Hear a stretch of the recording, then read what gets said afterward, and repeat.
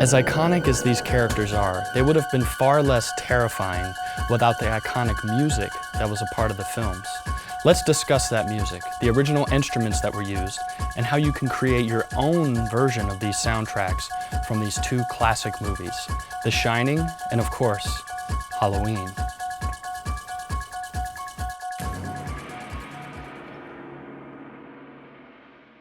The opening scene of The Shining is accompanied by a piece called Dies Irae by classical composer Hector Berlioz, but it was arranged by Wendy Carlos, an early pioneer of synthesizers. The instrument that plays that low haunting tune in the original recording is called the surcon, which was invented by Wendy Carlos and none other than Bob Moog. The surcon has a very brassy tone to it. It sounds a little bit like a low brass instrument like a trombone. I achieved a similar sound to the surcon by using a real flugelhorn right here and combining it with the Sledge 2.0 synthesizer. Now on the Sledge I have two oscillators set. I have one set to sawtooth wave and the other one set to a sine wave. The sine wave is pitched up 7 semitones but only slightly put in the mix, so you get just a little bit of that perfect fifth above the root note, which is the saw wave. Then for the flugelhorn, I'm running it through this Neumann mic right here, which is going into the TC Helicon, which is taking MIDI from the Sledge. So when I play through the mic, goes into the Helicon, transposes the flugelhorn down to the range that I'm playing on the keyboard, putting it closer to the range of a trombone. After tweaking the ADSR on the Sledge and adding some reverb to give it some space and some mystery, you get this.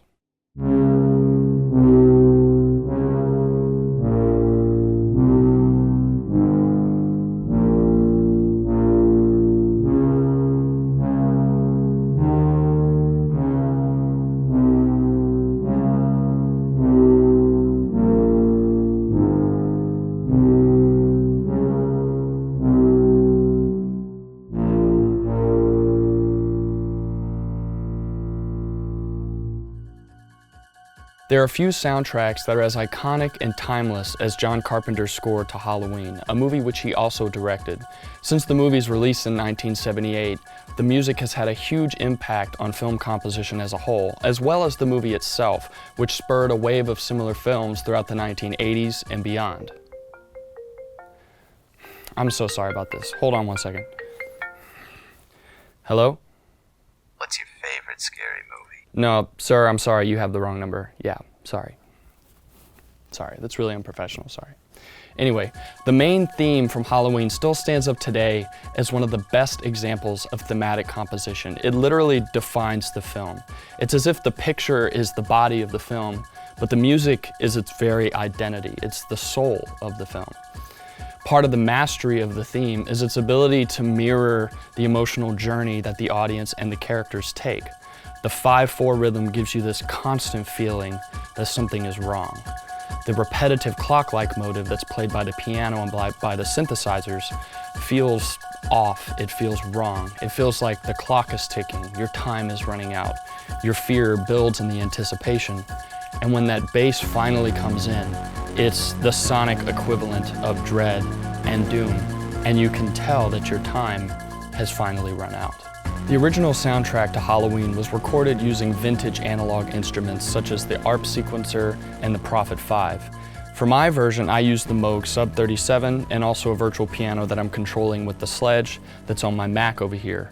On the Moog, I created another sawtooth bass, but this time used the LFO and set its rate to its lowest value so that the notes will have a really long decay and die away slowly.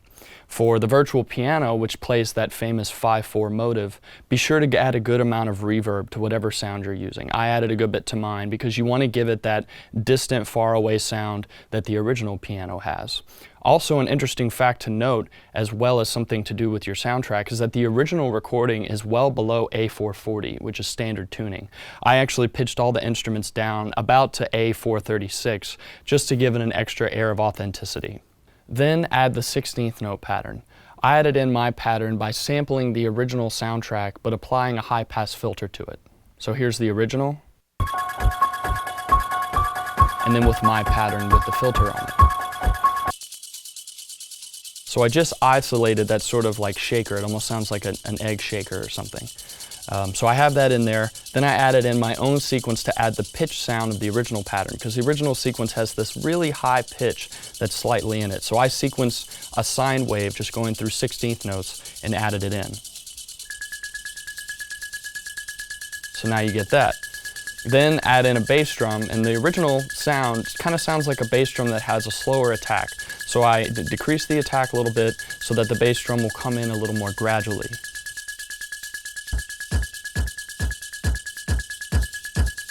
So once you have that and you add in the other instruments, you get a faithful recreation of the original.